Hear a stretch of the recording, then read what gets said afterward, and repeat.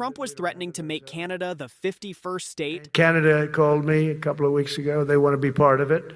To which I said, well, why don't you just join our country, become the 51st state? Mark Carney was in Beijing shaking hands with Xi Jinping on a deal that just killed billions in U.S. tourism revenue. 30-day visa-free access for Canadians to China. No applications, no fees, no waiting. Just book your flight and go. But here's what nobody's talking about. This isn't just about Canadian tourists visiting China. This is about 2 million Chinese Canadians who no longer need to route through Seattle, Los Angeles, or San Francisco to reach their homeland. This is about 300,000 Chinese tourists who won't spend a single dollar in American border cities anymore. This is about $5.7 billion in tourism revenue vanishing from U.S. border economies in 2025 alone. And Trump, he has absolutely no cards left to play. Seattle's international arrivals down 26.9%.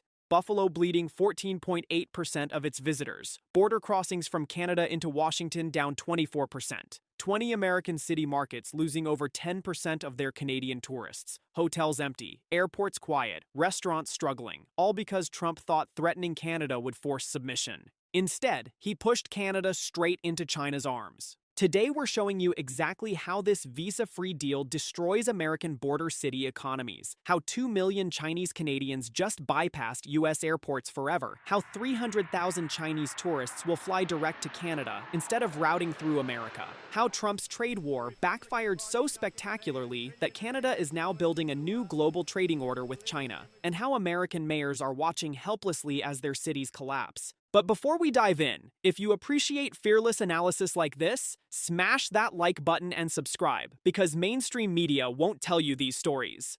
The Beijing handshake that changed everything. Mark Carney didn't just visit Beijing for tea and photo ops. He walked into the Great Hall of the People after years of diplomatic freeze, Meng Wanzhou arrest, 2 Michaels detention, canola bans, tariff wars, relations were dead. Carney emerged with the biggest strategic pivot in Canadian history. Visa-free travel for Canadians, 30 days, no questions asked. Canola tariffs slashed. 49,000 Chinese electric vehicles entering Canada at just 6.1% tariff while America maintains 100%. Energy deals, agricultural expansion, cultural exchanges, and the killer blow to U.S. border cities. Direct Canada-China travel that eliminates American airports completely. Xi Jinping called it building a new strategic partnership. Carney said it's about people-to-people connections. But what it really means is this: Canada just declared independence from U.S. economic dominance. 2 million Chinese Canadians. Every single one used to consider flying through American hubs for better connections or cheaper fares. Seattle-Tacoma captured that traffic. So did San Francisco, Los Angeles, New York. Billions in airport fees, hotel nights, restaurant meals, rental cars, gone.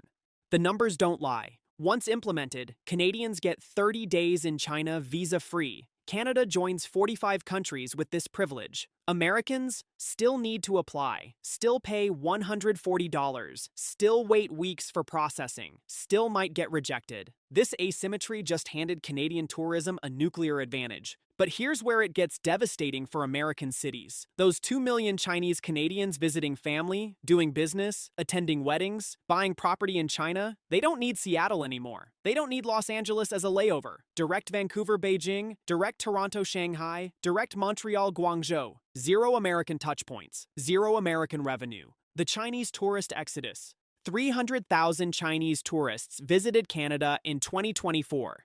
Pandemic recovery. Growing interest in Canadian destinations. But here's what was happening behind the scenes. Many of those tourists weren't flying direct to Canada. They were landing in Seattle, spending 3 days seeing Pike Place Market and the Space Needle, then crossing into Vancouver, or landing in New York, touring Manhattan, then heading to Niagara Falls and Toronto. Combined itineraries, maximizing value from expensive trans-Pacific flights. American border cities captured billions from this routing. Now, Chinese tourists fly direct to Canada. Why route through America when Canada offers visa-free access and America still makes you jump through bureaucratic hoops? Why spend money in Seattle when Vancouver is the destination? Industry analysts project Chinese tourism to Canada will double to 600,000 annual visitors within 3 years. Every single one a direct arrival. Every single one bypassing U.S. cities entirely. Tourism economics projects 26.9% decrease in international overnight visitors for 2025. Border vehicle crossings from Canada down 24% in first 10 months of 2025. Landing fees vanishing, hotels hemorrhaging occupancy, restaurants closing tables. Buffalo, New York. Peace Bridge to Canada, the city's economic lifeline. Down 14.8% in international visitors, almost entirely from lost Canadian traffic. They tried friendly billboards, special offers, Canadian welcome initiatives. Didn't matter. Canadians aren't coming back. Detroit-Windsor border, Portland, Cleveland, Minneapolis. At least 20 U.S. city markets down over 10% in Canadian tourists January through June 2025. Discover Kalispell, Montana reported 39% year-over-year decline in international visitor spending. Launched a Canadian welcome pass with local business deals. Desperation move. Won't work. The $5.7 billion wipeout. U.S. Travel Association, 3.2% decline in international tourism spending for 2025. That's $5.7 billion in lost revenue. Border states dependent on Canadian visitors getting obliterated. Here's what Trump doesn't understand. You cannot bully Canada into submission when you're unreliable. Threatened tariffs, suggested annexation, called Canada the 51st state. Become the 51st state. Created chaos and unpredictability. Carney's response? Strategic diversification. Mark Carney is building a new global trading order centered on China. His goal? Position Canada as frontrunner in redefined global trading landscape. He's committed to doubling Canada's non-U.S. exports within a decade.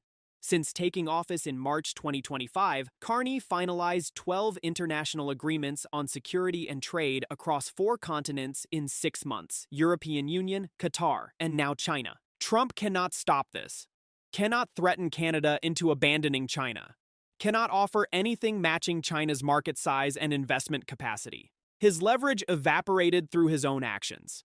The infrastructure lock-in, direct Canada-China flights expanding now, Air Canada adding routes, Chinese carriers increasing frequency, new city pairs, better pricing, all responding to visa-free demand. Airport slots allocated, aircraft positioned, cruise-based, marketing campaigns launched, multi-year commitments that cannot reverse. Once built, this infrastructure becomes permanent, self-reinforcing, path-dependent. American border cities excluded completely, not part of routes, not destinations, not intermediaries, permanently bypassed. The final blow. This visa-free deal isn't temporary. It's foundation of comprehensive Canada-China strategic partnership, energy cooperation, agricultural expansion, EV quotas, cultural ties, educational exchanges, deep, permanent, strategic. While American border city mayors watch revenues collapse, they have zero policy tools. Federal government controls visas, international relations, trade policy. Cities are collateral damage in Trump's failed strategy. Trump thought pressure would force Canadian compliance. Instead, created conditions for Canada's greatest strategic pivot away from U.S. dependence. Border cities paying the price. Billions in revenue gone. Jobs vanishing. Economies collapsing. And there's absolutely nothing Trump can do about it.